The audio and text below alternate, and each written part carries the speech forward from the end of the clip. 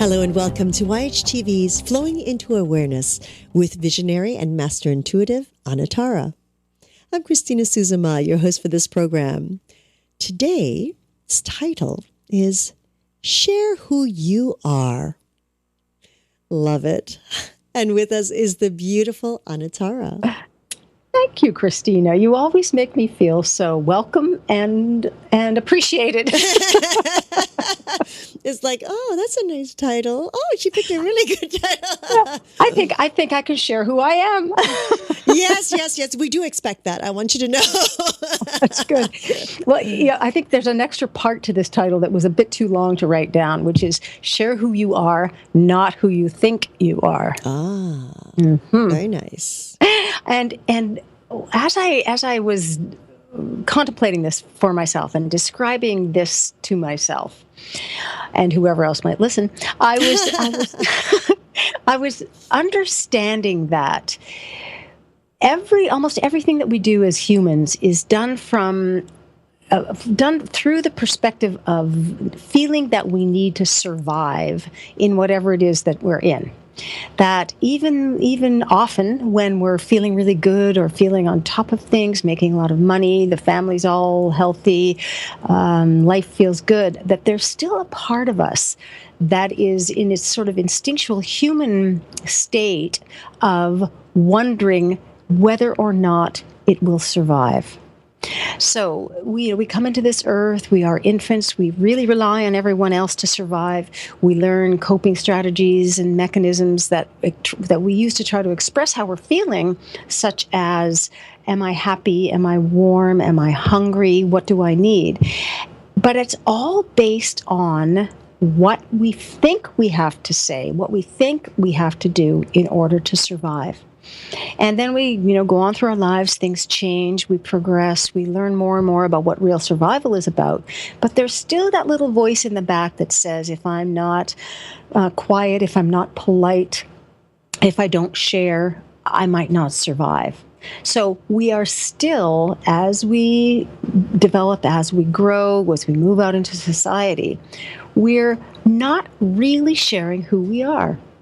We're sharing who we think we are because of who we are supposed to be.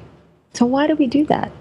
Why is it that we don't find the courage in a way, or the strength of centeredness and awareness to simply share who we really are? I would much rather see my friends cry than be angry.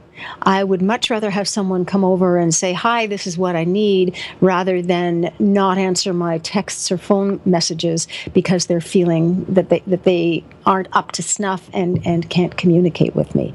Where is the realness in who we are? Why is it so important for us to project an image of ourselves? So here's a little challenge. Check in with yourself when you're feeling happy, when you're feeling sad, when anything is going on. Check into yourself when you hesitate to reach out, when you hesitate to make a comment, and ask yourself why you are sharing who you really are. Why are you sharing a doctored version of yourself? Why are you sharing the makeup version of yourself? There are times when that's fine and there's nothing wrong with it. But why do we continue to do that? Because the secret to that, the answer to that, is in the heart of who you really are, which is the part of you which is always attempting to share itself. How about you, Christina? That's very interesting. The thoughts that were running through my mind and my heart at the same time, because I feel that is a balance between mind and heart. When we look at children when they're first born, as they say, if you want to know the truth, ask the child.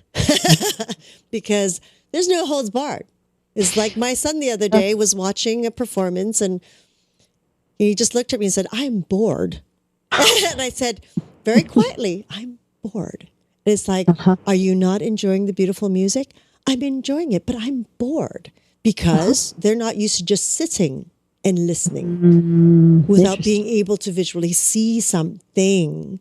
Like at a concert, you would see people performing or something. I'm bored. And I remember replying, can you please keep that to us? And we'll have a discussion about it later. So there is a societal etiquette that comes into play now, where with my upbringing, societal etiquette, being brought up very British, is like a facade. That's what it is. And you just don't show quite often exactly who you are or how you feel. Now, then it comes back to, is this really who I am? Or am I just plain old bored? It's like, that's why it's like, I'm, as you were speaking, this is interesting. Where is that line? Where is that fine line? Or is there a line? Where is that point where the two are able to integrate to get a balance? You see? And I believe to a certain point to be able to, whether you want to call it survive in business, family life, there is a balance that we have to create. Because if we were able to always just voice exactly what we're feeling, depending on how we're raised again, if it's all in love and joy, I've seen individuals like that who have been manipulated terribly out there in the world. If it's fully with watch your back, I've seen what that's done. Where is those balances, Anatara? Where is that perspective? Well, to me, the answer to that is that the answer is inside you. There's a place inside where you can acknowledge both of those things all of the time. And you can see the flow of when it's appropriate to express oneself fully, when it's safe to express oneself fully, and when it's not quite as appropriate or accepted to do so. And again, knowing what you really feel and who you really are in every moment is the only way that you're going to be able to create the process through which you share or don't share. I like to believe that there will be times and places, and it's going to become more and more so, that we feel safe in showing people who we really are. And we may not be there yet, but that kind of living is available.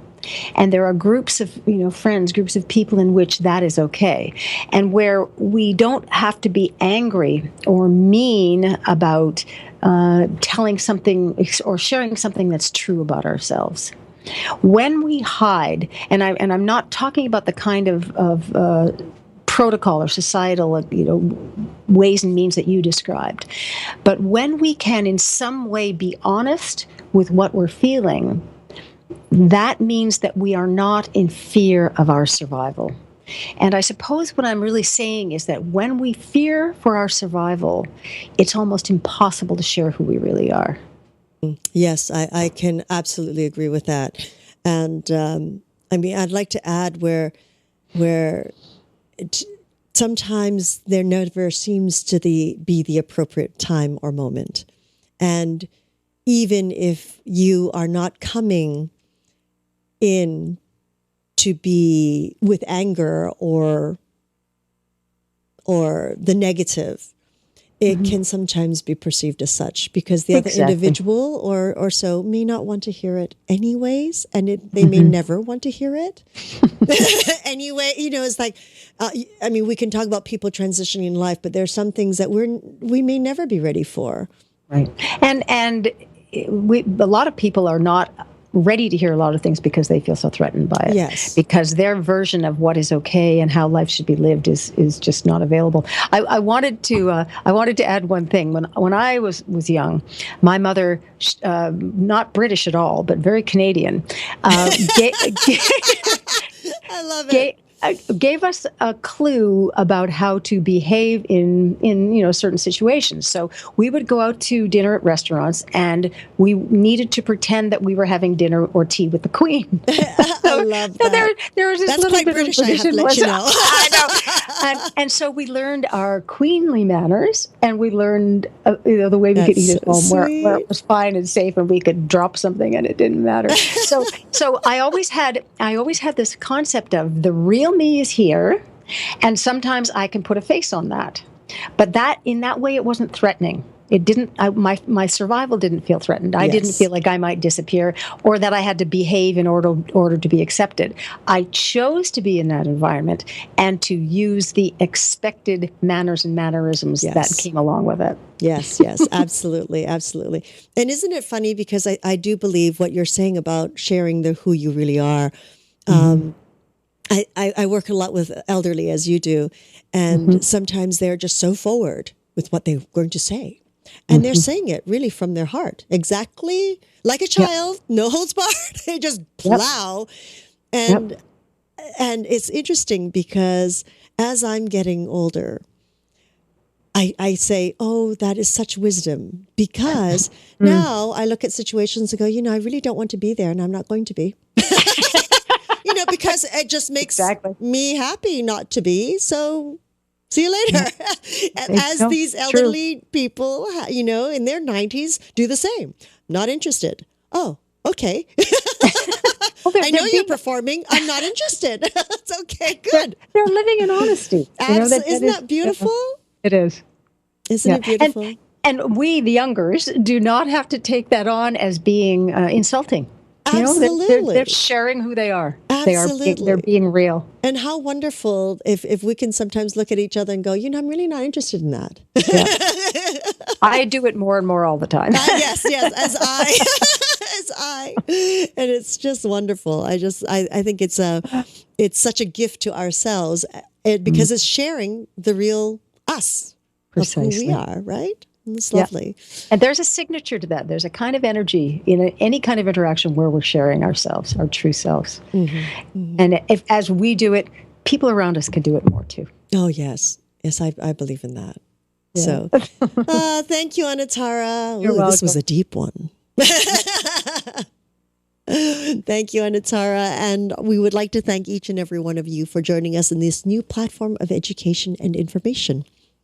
We're grateful for your continuous support, and we look forward to hearing your feedback on how we can serve you better. You can connect with Anatara by following her on Twitter @Anatara, and of course through her own site, anatara.ca, anatara.ca. We always look forward to your comments and suggestions. Please type it into the comment box on the screen, or if you're listening to this through a device, give us a call at 818-LETS-TALK, 818-LETS-TALK. We look forward to another Flowing into Awareness. Until next time, namaste.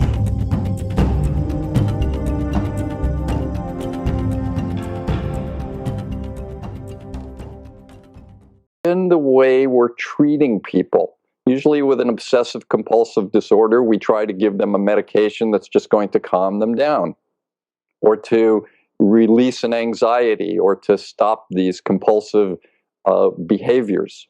But now that we're finding out that it might be a part of the brain that is missing or not connecting, maybe we're going to look for different ways to treat people. And I think that's a great thing, especially in the field of mental health.